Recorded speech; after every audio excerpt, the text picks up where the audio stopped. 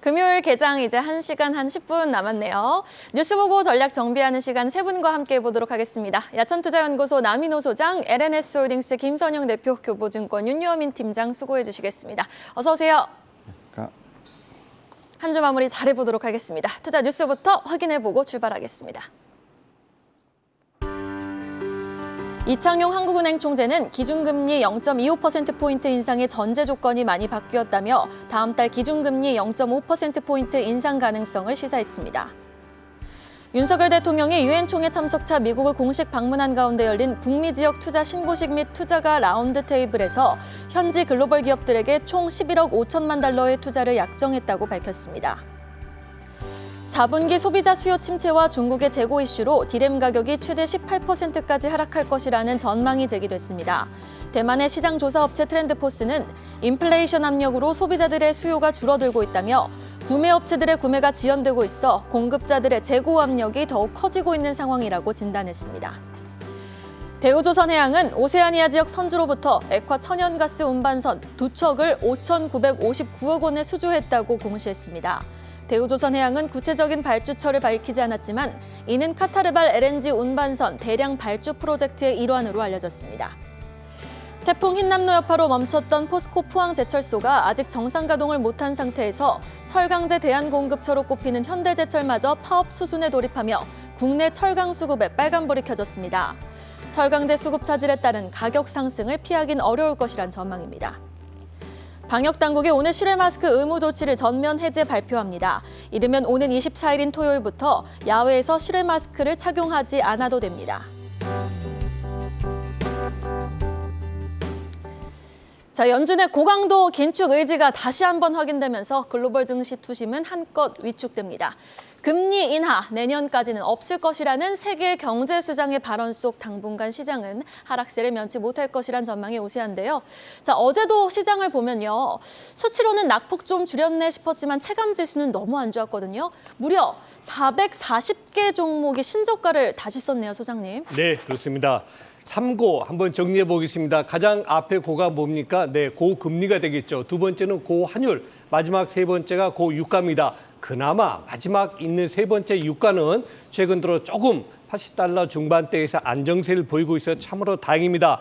그럼에도 불구하고 우리 주식시장에서 미친 영향은 아무래도 고금리, 고환율이 매우 큰 영향 주고 있습니다. 게다가 또 이번에는 FRB에서 발표 뒤에 뭐가 나왔습니까? 경기 부진, 경기 둔화 이야기까지 나왔습니다. 이게 토끼가 양쪽으로 흩어지는 그런 모습입니다. 그러다 보니까 바로 결과물이 방금 이혜수 앵커께서 말씀하신 52주 1년 신저가가 440개, 우리 거래소하고 코스닥 전부 합치면 2,500개 정도 되거든요. 그런데 그중에서 440개면 거의 20%가 1년 중 가장 낮은 가격이다. 얼마나 시장의 지금 체력이 떨어졌는가를 볼 수 있는 자료입니다. 자, 그래서 전문가들은 이렇게 평가하고 있습니다. 이제 종합주가지수 2292, 전저점 깨는 건 시간 문제다. 아마 깰 것이다. 그래서 연말까지는 보수적인 전략을 유지해야 되고, 그래도 주식을 사신다면은 고환율의 수혜를 볼 수 있는, 즉 수출 주도형 기업하고 방산업종에 제한적으로 투자하는 게 좋겠다, 이런 말씀을 하고 있습니다. 그러나 저는 조금 다른 생각을 갖는데요. 여러분, 주식시장은 9구단이 아니죠. 3-3은 9, 3-4, 12, 3-5, 15 이렇게 되는 게 아니죠. 주식시장은 반드시 금리가 높다고, 환율이 높다고, 실적이 안 좋다고 주가가 내려간다, 그 등식이 잘 성립되지 않습니다. 그래서 제가 최근에 말씀드린 대로 저는 가장 중시하는 게 외국인들의 수급 동향인데요. 지금 외국인들이 파생상품 구조를 보니까 제가 어제도 말씀드렸죠. 어제 시장 급락했죠. 거의 50포인트 가까이 하락했는데 그때 외국인들이 정말 포지션 바꾸는가, 밑으로 2,300포인트를 철수하는가, 더 밑으로 내리는가 봤더니 다행스럽게 외국인들은 아직 종합주가지수 2,300을 저점으로 보는 그 기준을 바꾸지 않더라. 물론 제가 이따 다시 한번 말씀드리겠습니다만 아직 외국인들은 대한민국 주식시장을 2,300 밑으로 갈 것으로는 보지 않는다라고 정리하겠습니다. 네, 그래도 좀 2,300포인트가 지지되길 바라는 마음입니다. 자, 이렇게 갈 곳 잃은 자금이 그래도 쏠린 곳에 한번 주목을 해볼까요? 두 번째 이슈입니다. 전날 홀로 고공행진한 신재생 에너지 섹터 뉴스 체크해 보겠습니다. 그래도 이 힘든 시장에서 수급이 그나마 돌고 있는 쪽을 보면 실적 믿고 갈 만한 곳 아니면 성장이 담보된 곳입니다. 아니 이 힘든 시장에서 풍력주 CS 윈드가 3거래일 연속 강세를 보이고 있어요, 소장님. 네, 그렇죠. 자, RE100 요거 정확히 말씀드리면은 리뉴에이블 에너지입니다. 다시 말해서 재생 에너지, 재활용 에너지 이렇게 보시면 되겠습니다. 이제 산업용 전기는 재생 에너지를 100% 사용하자. 이것이 RE100의 핵심입니다. 자, 그런데 저는 최근에 여러분께 꾸준하게 모의 방을 말씀드리겠습니다. 모가 뭐죠? 모빌리티. 두 번째 애가 뭡니까? 아이가 아니고 어이죠. 에너지입니다. 그리고 세 번째가 방산인데 즉 이 3대 모의 방은 당분간은 우리 주식시장의 주도주 역할을 할 것이다. 오늘은 그 두 번째 에너지에 대해서 말씀을 드리는 겁니다. 최근 러시아 우크라이나 전쟁으로 인해서 곡물, 식료도 많이 힘듭니다만 더 힘든 게 뭐죠? 바로 에너지난 아니겠습니까? 이제 한두 달만 지나면 유럽도 우리 아시아도 전부 겨울입니다. 겨울이 되면 그 난방 어떻게 하겠습니까? 유럽 같은 경우 3배, 4배가 올랐다 그러는데 그 부분으로 인해서 아까 말씀하셨던 풍력, 태양광 이런 그런 그 신재생 에너지와 재활용 에너지에 대한 기업들이 최근 각광을 받고 있습니다. 어제는 이제 CS 윈드가 계속 좋은 모습 보이고 있고요. 시장이 나쁨에도 불구하고 좋다는 얘기 뭡니까? 그만큼 향후 성장성을 높게 보는 거죠. 또 최근 들어서는 이제 태양광 중에서 특히 그 현대 에너지 솔루션 같은 경우는 굉장히 많이 올랐습니다. 그럼에도 불구하고 아직도 하락세보다는 오히려 더 올라가려는 그런 움직임 나오고 있는데요. 당분간 에너지 관련주 계속 관심을 가지셔야 될 것 같습니다. 네, 신재생 에너지 관련주 지금 포트에 없으신 분들 굉장히 좀 억울하시고 답답하실 것 같은데 우리 풍력주 하면 또 윤여민 팀장님 빼놓을 수 없잖아요. CS 윈드, 동국 SNC 어제 시장의 주연 역할을 자처했는데 해외 시장 진출 기대에 따라 오를 수 있는 풍력주의 추가 상승 여력 얼마나 더 가능하다고 보십니까? 일단은 지금 말씀하셨던 두 종목 이외에 제가 사실 좀 상당히 좀 말씀을 좀 많이 드렸던 게 삼강 M&T라고 좀 볼 수 있을 것 같은데 한 32,000원 정도까지 지금 갔다가 좀 급하게 좀 조정을 많이 받았죠. 한 40% 정도 조정을 받았기 때문에 이제는 제가 볼 때는 좀 매수할 수 있는 타이밍이 왔다라고 좀 생각이 들고 있고 앞에서 말씀하셨던 CS 윈드라든지 동국 SNC를 좀 따라갈 수 있는 좀 그런 후발주자가 되지 않을까 좀 생각을 하고 있는데 일단 3강 M&T 같은 경우는 아시아 쪽에서 상당히 그런 레퍼런스를 잘 쌓고 있다 보시면 될 것 같습니다. 특히 최근에 대만 관련된 쪽에서도 얘기가 좀 나오고 있고 특히 이제 해상풍력 하부 구조물의 어떤 대중량화를 좀 가장 앞서고 있는 회사이기 때문에 이러한 측면에서 기술력은 충분히 검증이 됐다라고 보시면 될 것 같습니다. 그리고 이제 풍력 같은 경우는 어떻게 보면은 이제 아시아뿐만 아니라 미국과 그다음에 유럽 쪽에서도 상당히 어떻게 보면 좀 원전이라든지 지금 어떻게 보면 같은 좀 에너지원으로 좀 취급을 받고 있는 상황이죠. 이러한 측면에서 계속해서 업사이드가 좀 있지 않을까 좀 생각을 하면서 앞에서 지금 말씀하셨던 그 두 가지 종목은 좀 다시 올랐기 때문에 오히려 지금 이제 눌림목에서 지금 공략할 수 있는 게 삼강 M&T가 아닐까 좀 생각을 하고 있고요. 태양광 같은 경우는 지금 앞에서 또 말씀하셨던 현대 에너지 솔루션을 비롯해서 상당히 많은 종목들이 지금 어떻게 보면 주가가 좀 상단에 있기 때문에 오히려 이 태양광 섹터에서도 좀 후발주를 좀 잡는 게 어떨까 생각을 하고 있습니다. 제가 좀 생각하는 종목은 신성 ENG라고 좀 말씀을 드릴 수 있을 것 같은데 물론 이제 반도체 클린룸 관련된 좀 종목이라고 먼저 말씀을 드릴 수 있을 것 같습니다. 다만 이제 반도체 관련돼서 최근에 좀 투심이 좋지는 않습니다만 반도체 관련돼서 특히 이제 이 회사 같은 경우는 클린룸이라든지 드라이룸을 좀 제조를 하고 있는 회사인데 이제 인도네시아 그다음에 말레이시아 쪽에서의 어떤 매출 같은 경우는 충분히 확보가 돼 있다라고 보실 수 있을 것 같고 또 이제 최근에 이 회사 같은 경우는 태양광 특히 이제 클린 사업과 관련돼서 지금 이제 모멘텀을 새로 만들고 있다라고 보시면 될 것 같습니다. 특히 이제 클린 환경 같은 경우는 올 상반기 기준으로 지금 신규 수주가 거의 한 2,600억 정도 되고 있고 연말까지 누적 한 5천억까지도 지금 수주가 좀 확보가 되지 않을까라 좀 기대를 하고 있는 상황입니다. 특히 이제 이러한 측면에서 봤을 때 태양광에서도 후발주자가 되지 않을까 좀 생각을 하면서 두 종목 다 지금 이제 기관이라든지 좀 외국인의 매수세가 조금씩은 좀 들어온다는 측면에서 봤을 때 오히려 지금 앞에서 올라가는 종목들의 어떤 추격 매수보다는 오히려 이렇게 좀 밑에서 모아가는 전략이 좀 유효한 두 종목을 좀 보시는 게 어떨까 좀 말씀을 드릴 수 있을 것 같습니다. 테마는 주도 테마 안에서 골라보지만 덜 올랐던 종목에서 한번 주목해보자. 삼강 M&T와 신성 ENG 꼽아주셨습니다. 자, 다음 이슈로 넘어가 보죠. 구체화되고 있는 삼성의 ARM 인수전 확인해 봅니다. 소프트뱅크 그룹의 자회사인 ARM, 소프트뱅크 손정희 회장은 다음 달 3년 만에 한국을 방문하겠다 예고했습니다. 자, 선영 대표님, 참 여러 가지 지금 시나리오가 나오고 있는 것 같은데 ARM 지분을 뭐 일부 인수할 수도 있다 이런 얘기도 나오고 있는 것 같더라고요. 네, 뭐 다양한 이유 때문에 그런 얘기가 나오고 있는 것 같은데요. 일단 말씀하신 대로 내용 먼저 짚어보면은 손정희 회장이 삼성전자 이재용 부회장과 반도체 설계 기업인 ARM 간의 어떤 전략적 협력 가능성을 이제 거론을 했습니다. 손 회장과 이재용 부회장이 아마 다음 달에 서울에서 미팅을 할 것이다라는 이런 예정이 예정되어 있는데요. 두 총수 간의 만남의 계기로 이제 삼성전자와 ARM 인수전에 참여가 공식화될 것이다라는 이런 관측들이 나오고 있습니다. 이 손 회장은 이번 방문에 대한 기대가 크다면서 삼성과 ARM 간의 전략적 협력에 대해서 논의할 예정이다라고 소프트뱅크 대변인도 같이 얘기를 했고요. ARM 같은 경우 여러분 잘 아시겠지만 이제 CPU나 AP 등 반도체 설계 핵심 기술을 보유한 기업으로 유명하고요. 그동안 꾸준히 삼성전자의 유력한 M&A 대상 후보군으로 거론돼 왔던 기업입니다. 현재 삼성전자 반도체 부분에서 사실 기술적으로 봤을 때 유일한 약점이 바로 이제 팹리스 설계 쪽인데요.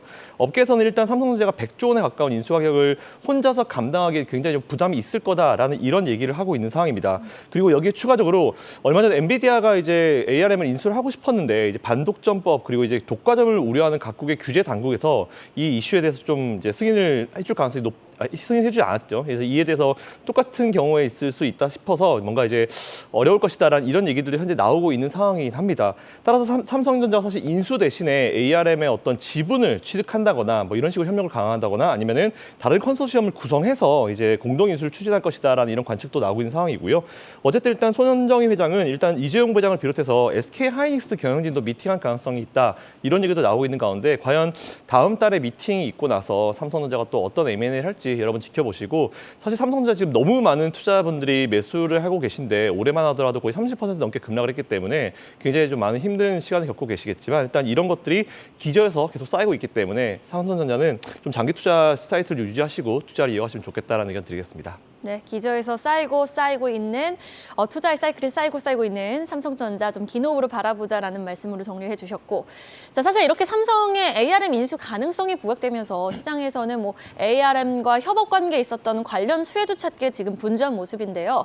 가온칩스라든지 뭐 넥스트칩 같은 종목들 이 주가가 이슈를 어느 정도 좀 더 반영할 수 있을까요, 윤여민 팀장님? 예, 일단은 지금 뭐 주식 쪽에서도 그렇고 이제 스펙 관련된 종목에서도 그렇고 지금 상당히 많은 종목들이 어떻게 보면은 좀 시세를 좀 분출하고 있다고 볼 수 있을 것 같은데 일단 이제 앞에서 말씀하셨던 것처럼 이제 뭐 IPO 가능성에 대한 부분도 있고 사실 뭐 인수 협병 관련된 뭐 가능성도 있기 때문에 열한 가능성을 좀 어느 정도 제가 볼 때는 좀 놓고 봐야 되는 상황이기 때문에 시세 연속성이 나올지에 대한 부분은 사실 저는 조금 의문이 든다라고 보실 수 있을 것 같고 특히 이제 움직이는 종목들을 보게 되면 사실은 좀 상당히 가벼운 종목들이 많이 움직이고 있다 보실 수 있을 것 같습니다. 특히 이제 스펙 관련된 종목을 보게 되면 뭐 삼성 스펙 4호, 삼성 머스트 스펙 5호, 그다음에 삼성 스펙 6호 같은 사실은 좀 스펙주를 잘 다루지 않는 어떻게 보면 개인 투자자들 입장에서 보게 된다면 좀 이런 움직임들이 상당히 포착이 된다고 볼 수 있을 것 같고 다만 이제 일반 이제 우리가 이제 취급하는 종목 중에서 보게 된다고 하면 뭐 가온칩스 같은 경우는 어제 이제 장 막판에 확 이제 올라가는 모습이 좀 보였죠. 특히 이제 시스템 반도체 전문 디자인 솔루션 업체라고 보시면 될 것 같고요. 특히 이제 삼성전자라든지 뭐 ARM을 좀 고객사로 좀 보유하고 있는 부분이 있기 때문에 이런 측면에서 좀 반등이 나왔다라고 보시면 될 것 같고 또 이제 코아시아도 좀 어제 보면 좀 약간의 좀 반등이 나왔습니다. 특히 이제 ARM의 최고 등급 파트너 공식 이제 디자인 파트너긴 합니다만 또 삼성전자 파운드리하고도 엮여 있는 부분이 있기 때문에 이러한 측면에서 어제 좀 제가 볼 때는 좀 두 종목 정도는 제가 볼 때 눈여겨봐도 되지 않을까 좀 생각을 하고 있는데 다만 이제 어제 좀 오르긴 했습니다만 지금 반도체 관련된 종목들이 워낙 지금 이제 밑에서 어떻게 보면 주가가 좀 많이 좀 이렇게 저점을 좀 형성하고 있는 상황이기 때문에 추가적인 상승은 분명히 있다라고 좀 생각이 듭니다. 다만 이제 이와 지금 관련된 뉴스들은 아직까지는 제가 볼 때는 뭐 추측성 기사들이 좀 많다라고 생각이 들고 있고 확실히 좀 확정이 됐다라는 뉴스가 좀 나오지 않고 있는 상황이기 때문에 뭐 아직까지는 좀 테마성으로 움직인다는 점에서 봤을 때 오히려 지금 짧은 트레이딩 영역으로 좀 봐야 되지 않을까 생각을 하고 있습니다. 네, 짧은 트레이딩 영역이 자신 있으신 분들이라면은 좀 접근해 볼 만한 부분 테마다라고 정리를 해주셨네요. 자, 이렇게 시장 매크로적인 암초에 부딪히다 보니 새로운 이벤트가 나오는 쪽 내지는 뭐 실적과 성장이 담보되는 쪽에만 에너지가 느껴지고 있는데요. 이때 증권가는 말합니다. 역사적으로 지수가 박스권에 있었을 때는 중소형주가 대형주보다는 중소형주가 수익률이 더 좋았다라고 말을 하는데요. 자, 그럼 중소형주 안에서도 어떤 종목들을 좀 지켜보면 좋을까요, 소장님? 네. 우리 대한민국 주식장은 대형주, 중형주, 소형주로 분류됩니다. 1등부터 시가총액 기준이고요. 1등부터 100등까지가 대형주라 그러고요. 100등부터 300등까지가 중형주, 그리고 300등 밑에는 전부 소형주라고 표시하고 있습니다. 즉, 이 얘기는 무슨 얘기냐? 주가 지수가 올라가려면 바로 대형주가 올라가야 된다, 그 뜻인데요. 과거 20년 동안 가만히 봤더니 대형주가 올라가는 그런 해가 한 절반 정도 되고요. 대형주가 오르지 않고 횡보하거나 내려가는 해가 한 절반 정도 되더라, 이겁니다. 자, 그러면 어떻게 될까요? 주가지수가 올라갈 때는 대형주 중심의 투자, 주가지수가 금년처럼 오르지 않거나 혹은 밑으로 내려갈 때는 중소형주 중심의 투자가 정답이다라고 말씀드리겠습니다. 뭐 가장 가까운 근래 그 박스권으로는 2003년과 4년 그리고 2014년과 15년을 꼽을 수 있겠는데요. 한 번은 10년 전, 한 번 5년 전이죠. 그때도 마찬가지입니다. 대형주가 0%에서 5% 정도 상당히 어둡거나 혹은 마이너스가 났는데 그럼에도 불구하고 그 당시 중소형주들은 오히려 적게는 5%, 많게는 20%가 올라갔다, 그 뜻입니다. 자, 그러면 금년에 주가지수 못 올라가고 박스권이니까 무조건 중소형주 사면 돈 번다는 뜻이냐? 그건 아닙니다. 중소형주 중에서도 저는 두 가지를 꼭 말씀드리고 싶은데요. 첫 번째, 업황이 좋아져야 된다. 다시 말해서 지금 업황은 뭡니까? 늘 말씀드린 모빌리티와 에너지, 방산입니다. 다시 말해서 2차 전지라든가 또 어떤 콘텐츠라든가 이런 쪽에 투자를 하셔야지 무조건 중소형주만 투자한다고 돈 버는 것은 아니다는 말씀 드립니다. 두 번째가 바로 실적이 뒷받침돼야 된다는 것인데요. 이렇게 업황이 좋아지고 실적이 좋아지는 종목 중에서는 뭐 JYP 엔터라든가 BH라든가 코스모 신소재 등 최근에 시장을 주도하고 있는 2차 전지의 핵심 소재를 개발하는 혹은 제조하는 그런 기업에 관심을 가셔야 될 것 같습니다. 네. 자, 그러면은 이렇게 실적이나 뭐 굉장히 성장성이 담보된 기업들을 추려보니 하나증권은 중소형주, 그 안에서도 코스모 신소재, BH, JYP 엔터, 리노공업, 대덕전자를 지켜보라는 의견을 제시했는데 개인적으로 윤여민 팀장님은 뭐 지금 어떤 종목, 어떤 중소형주 팔로우하고 계십니까? 일단 태조이방어는 좀 워낙 좀 많이 말씀을 드렸기 때문에 오히려 지금 다른 섹터에서 좀 두 종목을 좀 뽑아왔습니다. 뭐 이제 다 아시겠지만 이제 엔터테인먼트 관련된 종목에서 이제 JYP 엔터를 좀 먼저 말씀을 좀 드릴 수 있을 것 같은데요. 사실 이제 엔터주가 뭐 지난주부터 계속 좀 꾸준히 얘기가 되고 있는 상황이죠. 특히 이제 하반기에 좀 옥석 가리기를 좀 해야 하는 시점에서 결국 이제 섹터 자체가 움직일 수 있는 이제 숫자가 찍힐 수 있는 섹터가 무엇인가라고 봤을 때 뭐 태조이방원도 좋겠습니다만 지금 엔터테인먼트 관련된 부분에서도 특히 이제 증권가에서 호평이 좀 쏟아지고 있다라고 볼 수 있을 것 같습니다. 특히 이제 엔터테인먼트 관련돼서는 이제 경기와는 좀 상당히 무관하게 움직이고 있는 어떤 성장주로 보실 수 있을 것 같고요. 그리고 이제 뭐 아티스트의 컴백으로 인해서 뭐 앨범 판매량이라든지 오프라인 콘서트에 대한 부분들로 인해서 좀 매출에 대한 부분들은 확실히 좀 담보가 되지 않았나라고 좀 생각을 하고 있습니다. 뭐 이러한 측면에서 뭐 JYP 엔터가 좀 상당히 좀 선두로 나서는 모습이 좀 나오고 있다라고 볼 수 있을 것 같고 일단 목표가들이 상당히 많이 올라가고 있는 상황이죠. 뭐 한 85,000원까지도 좀 최대 올라간 부분이 있기 때문에 이러한 측면에서 저는 이제 JYP 엔터를 좀 엔터사에 좀 토픽으로 좀 말씀을 드릴 수 있을 것 같고요.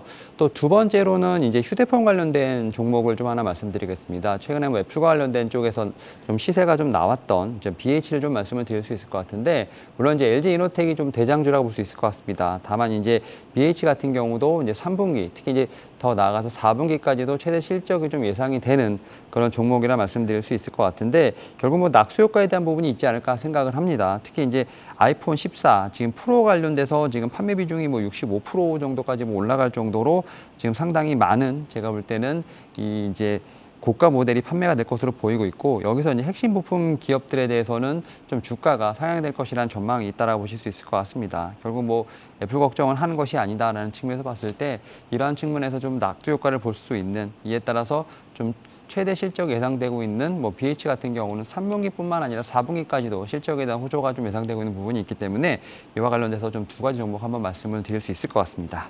네, 중소형주 좀 자세하게 들여다봤고요.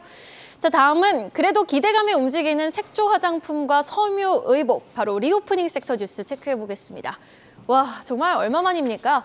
이 코로나 재유행 진정세가 뚜렷해진 가운데 실외 마스크 착용 의무가 완전히 이제 좀 해제가 된다고요, 선영 대표님? 네, 맞습니다. 오늘 오전에 중앙재난안전대책본부 회의를 거쳐서 이제 실외 마스크 착용 의무가 완전히 해제될 것이다라는 이런 내용들이 좀 나오고 있습니다. 지난 21일 회의에서 이제 방역당국과 자문위원회가 가진 회의에서요, 이제 실외 착용 의무는 전면 해제가 바람직하다라는 쪽의 의견이 좀 모아졌고요. 이견은 없었다라고 이제 중대본 측에서 발표를 했습니다. 이에 따라서 야구장이나 아니면 뭐 실외 공연장 등에서 마스크를 해제할 것으로 예상이 되고 있는 상황이고요.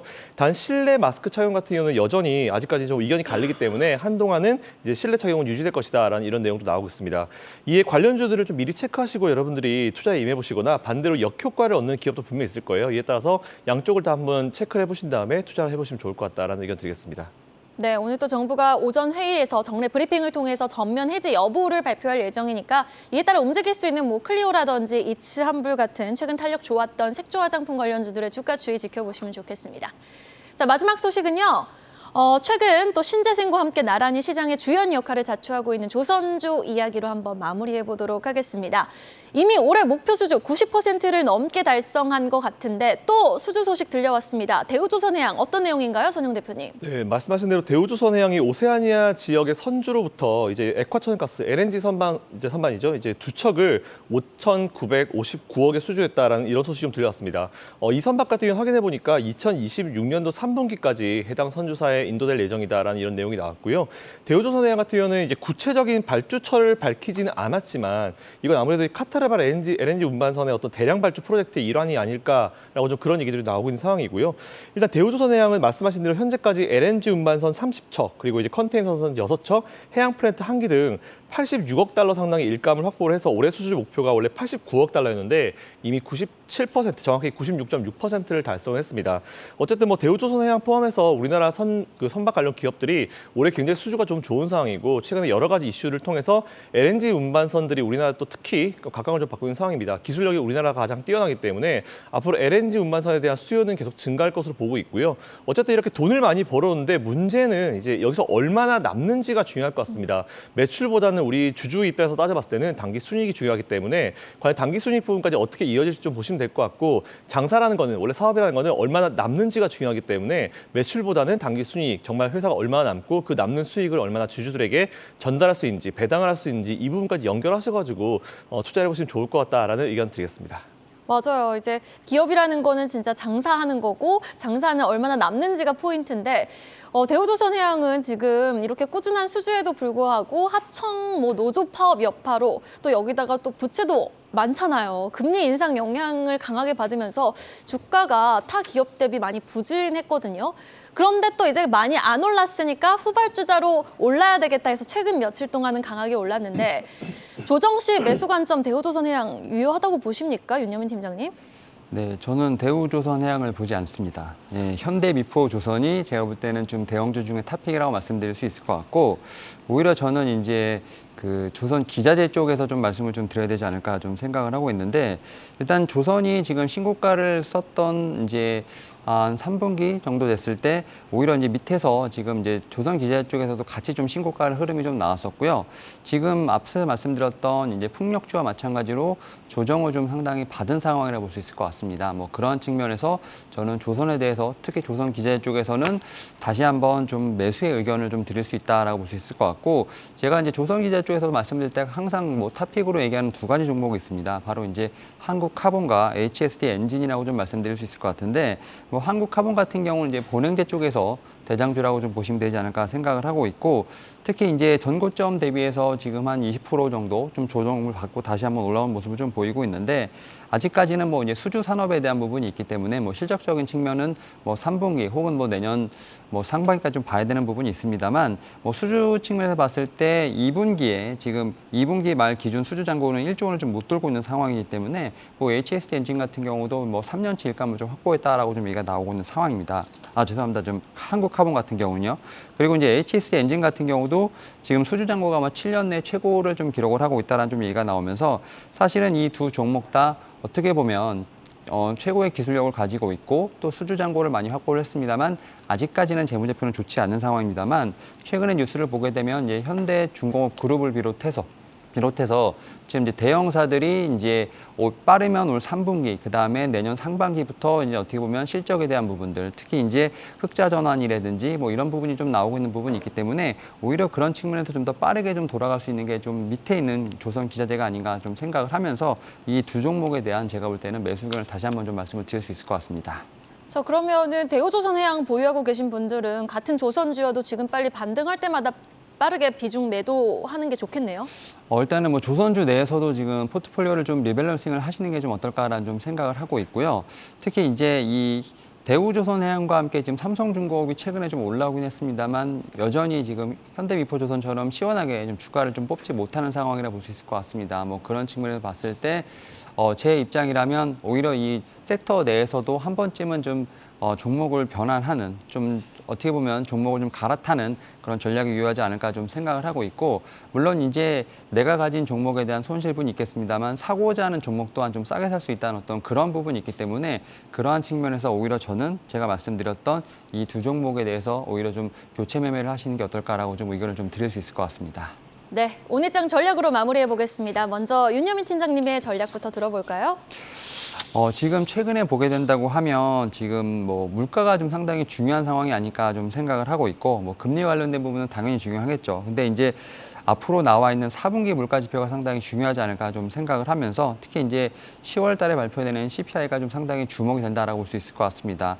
뭐 이러한 측면에서 봤을 때 최근에 급격한 조정 이후에 어느 정도 추세를 어떤 기대할 수 있는 상승은 좀 힘들겠지만 그래도 반등 정도는 기대가 되면서 CPI를 좀 기다리는 어떤 장세가 나오지 않을까 좀 생각을 하고 있고 결국 이러한 측면에서 봤을 때 실적 대비 좀 과도하게 돌린 종목에 대한 선별 작업이 필요하지 않을까라는 생각을 하고 있습니다. 이런 측면에서 좀 신용 잔고가 상당히 줄어들고 있고 수급이 개선되고 있는 실적주에 대한 어떤 옥석가리기가 필요한 시점이 아닌가 생각하고 있습니다. 이어서 남인호 소장의 전략입니다. 네, 저는 어제 이창용 한국은행 총재께서 하신 말씀이 아주 긍정적이다라고 말씀드리겠습니다. 이런 얘기 하셨죠. 환경이 바뀌었다. 즉 다음 금통위에서 한국은행은 그동안에 하려고 했던 0.25보다는 조금 더 빅스텝, 다시 말해서 0.5를 할 가능성을 열어놨습니다. 한 2, 3주간 더 보자, 그 얘기도 부연하셨죠. 자, 왜 제가 이 말씀을 드리느냐. 우리 주식 투자자들은 주식시장 환경에 따라서 바뀌어야 됩니다. 주식시장 환경은 바뀌었는데 나의 투자가는 똑같다? 그건 굉장히 잘못된 그런 투자 방식이죠. 제가 아주 오래전 이야기 한번 하겠습니다. 한 10년 넘었습니다. 골프를 배울 때인데 제가 하도 공을 안 보고 치니까 우리 골프 선생님이 그러시더라고요. 한번 공을 보고 한번 쳐보세요 그러더라고요. 또 했는데 또 안 봤나 봐요. 그러니까 그분이 저에게 하신 말씀이 있습니다. 아니 공을 보고도 못 치면서 왜 공을 안 보고 치려 하십니까? 저는 지금 우리 주식 투자 하시는 분들하고 아주 중요한 얘기를 봅니다. 저는 지난 9월 둘째 목요일부터 여러분께 이런 말씀 드렸습니다. 10월 달까지는 윗선은 2,500, 아래선은 2,300으로 외국인들은 포지션 잡고 있습니다. 저는 그들의 포지션을 믿습니다. 이렇게 말씀드렸는데 지금 주가지수 얼마입니까? 2,332포인트입니다. 아직 2,300포인트가 무너지지 않았습니다. 종가 기준. 그런데도 불구하고 벌써부터 2,300이 무너졌으니까 이제는 우리 2,100 간다, 1,990 간다. 저는 그건 매우 잘못된 투자 방식이다라고 말씀드리겠습니다. 오늘도 미국 시장 약했기 때문에 아침 시작은 우리가 굉장히 좋지 않게, 즉 마이너스에서 시작할 가능성이 큽니다. 그러나 미국 시장보다도 대한민국 주식시장을 움직이는 것은 다릅니다. 세 가지죠. 1번 나스닥 선물, 2번 원달러 환율, 마지막 3번은 외국인 투자의 선물 매매 동향입니다. 어제 우리 주가지수가 왜 크게 안 빠졌습니까? 답은 하나입니다. 외국인들이 선물을 샀기 때문입니다. 저는 오늘도 그런 2,300이 또 한 번 무너지는가, 그렇지 않으면 외국인들이 선물을 또 매수해서 2,300이 정말 10월 달 우리 대한민국 주가지수 저점인가 다시 한번 확인해 보겠습니다. 네, 마지막으로 선영 대표님의 전략입니다. 네, 오늘은 제가 아주 조금 더 매파적이었던 FOMC 걱정하는 수십 %의 폭락은 없다라고 좀 준비해봤는데요. 실제로 블룸버그에서는 이제 슬라이드 허키시라는 표현을 썼습니다. 정말 말 그대로 아주 조금 더 매파적이다라는 그런 얘기를 했는데 실제로 이제 FOMC 의사록 이제 프로젝션 자료를 한번 보게 되면은 사실 올해 GDP나 아니면 이제 PC나 코어 PC 같은 경우에 올해가 저점이고 내년과 내후년은 계속 올라가는 쪽으로 나왔습니다. 그 얘기는 올해만 조금 힘들 뿐이지 내년부터는 이제 개선세가 보일 것이다 이런 식으로 해석을 할 수 있을 것 첫 번째. 번째 할 수 있을 것 같고요.